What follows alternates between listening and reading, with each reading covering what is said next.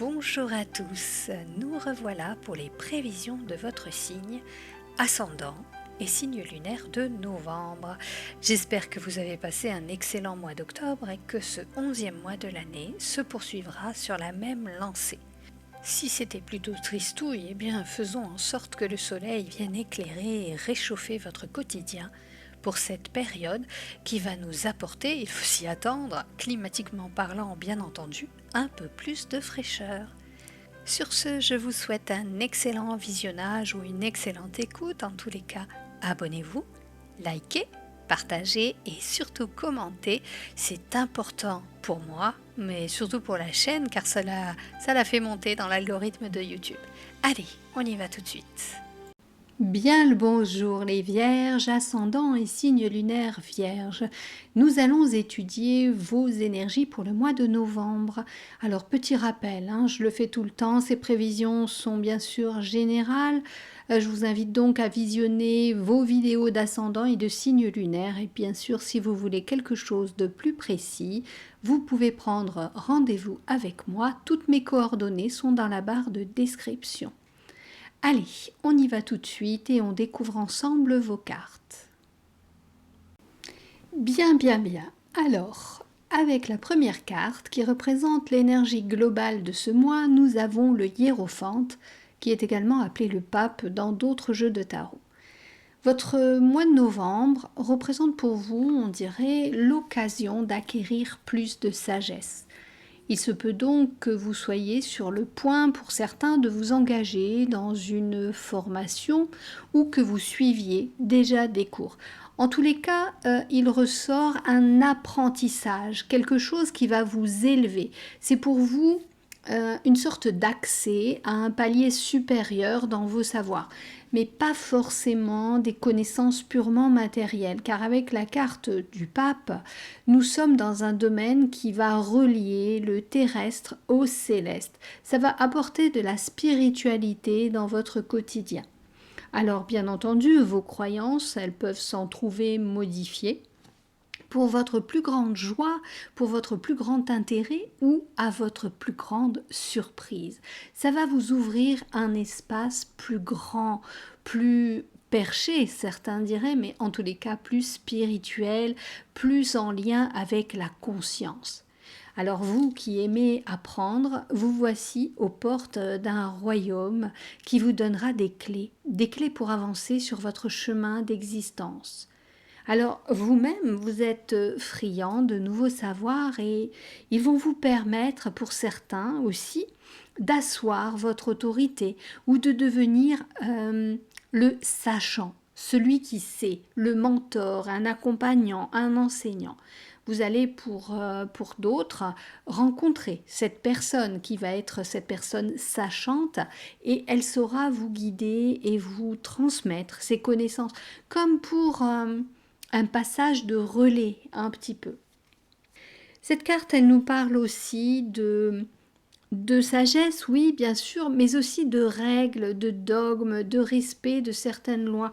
On n'est quand même pas dans des lois sur le plan juridique, on est plus sur des façons de conduire son existence, bien sûr dans le respect de l'autre, mais surtout dans le respect de soi, avec cette sagesse qui vient de notre essence véritable, ce qui nous relie à la source.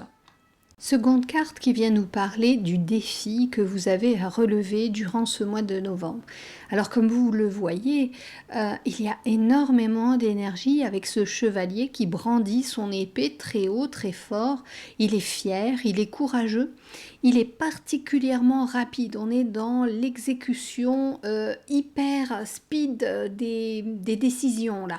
On est dans l'action brute et justement, on vous demande en ce mois de novembre de ne plus tergiverser.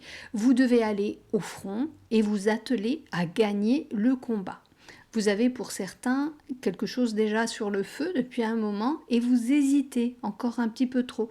Avec la carte précédente, on pouvait dire que vous alliez prendre conseil auprès d'une personne référente qui maîtrise le sujet.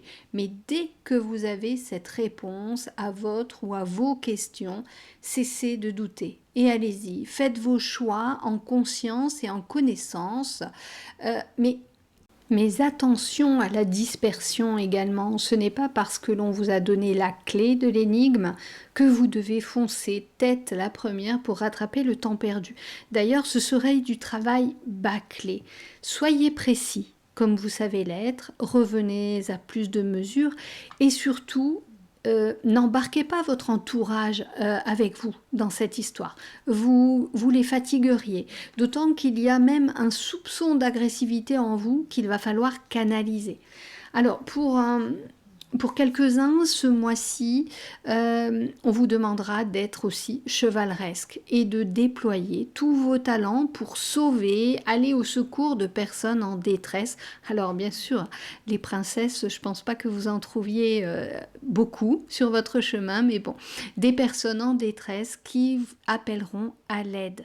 Calmez votre impétuosité pour manier l'épée avec brio, tel un Zorro. Il est nécessaire d'être dans la maîtrise. Donc, tout doux, tout doux. Certes, prenez des décisions rapides, mais attention à ne pas être trop dans la précipitation ensuite. Troisième carte qui représente vos atouts avec le 9 de coupe. Alors, dans ces atouts, il y a quand même une certaine fierté chez vous, peut-être même un détachement et une envie aussi de vous amuser, de fêter une certaine réussite. Cette carte, elle nous parle souvent d'un vœu qui a été exaucé. Elle est souvent aussi d'un bon présage. Elle vous montre serein, bien en place, comme apaisé. Mais attention, là aussi, je dois vous mettre en garde. Attention aussi de ne pas tomber dans la suffisance par excès de prétention. Ok, vous avez réussi, votre vœu est exaucé, mais n'en rajoutez pas. Vous avez réussi là où certains échouent, mais ce n'est pas une raison pour en faire des tonnes. Vos efforts ont payé, tant mieux, c'est mérité. Ayez le triomphe modeste parce que certaines personnes n'ont pas eu...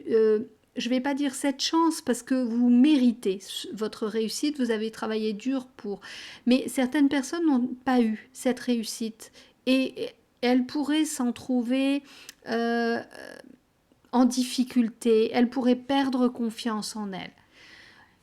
Autre chose, je pense qu'il faudrait aussi vous ouvrir un peu plus aux autres, les accueillir plutôt que de vous refermer comme si vous n'aviez pas besoin d'eux. Vous êtes un petit peu solitaire, totalement dans votre monde. Vous avez besoin de vous reconnecter, de reprendre pied dans un cercle social. Écoutez votre intuition et non votre mental, parce que ce mental, il vous pousse à vous exclure parfois, alors que le cœur vous ouvre aux autres. Maintenant, on va voir le côté sentimental. Découvrons les cartes. Nous avons l'espoir, l'attirance et la rencontre. Tout d'abord, pour les couples, il est bon de revenir sur terre et lâcher les grandes ambitions, car votre conjoint vous attend pour poursuivre votre histoire à deux. La flamme, je dirais qu'elle n'est pas éteinte, elle a besoin d'être ravivée, parce que vous avez été occupé ailleurs à apprendre peut-être, à vous former aussi, à fêter aussi votre réussite, votre victoire, peut-être l'obtention d'un diplôme, mais vous avez un petit peu oublié votre conjoint ou conjointe.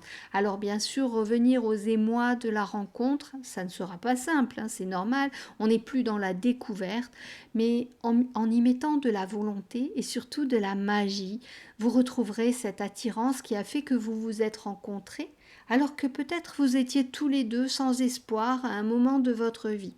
Vous avez su construire ensemble.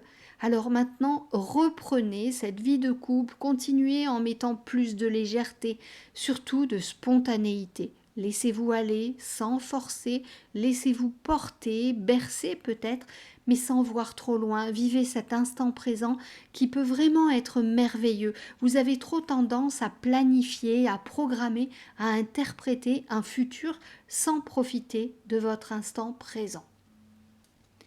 Pour les célibataires, Alors, pour vous les célibataires, eh bien, il semblerait qu'il y ait un bel espoir pour vous qui attendez en vain, j'ai envie de dire, l'âme sœur. Ce mois de novembre, il semble exaucer vos vœux les plus chers. Alors, foncez, soyez de toutes les fêtes, répondez à toutes les invitations. C'est ainsi que vous pourrez croiser celui ou celle qui matchera parfaitement avec vous. Ça sera comme une évidence, une attraction incroyable de deux âmes en quête de leur autre. Vous ne pourrez pas vous tromper. On dirait vraiment qu'une belle rencontre se profile à l'horizon avec de magnifiques vibrations. Mais bougez-vous les fesses, ne croyez pas que cela va venir tout cuit dans votre assiette. J'ai même un conseil à vous donner parce qu'on me montre, comme ces aimants, là, comme ces âmes qui s'attirent, on me montre aussi la loi de l'attraction. Alors, pour mettre toutes les chances de votre côté, vous devez utiliser cette loi de l'attraction en ressentant fortement à l'intérieur de vous, dans chacune de vos cellules, mais au plus profond de votre corps et de votre cœur, que cette personne, elle existe bel et bien et qu'elle est déjà présente dans votre existence.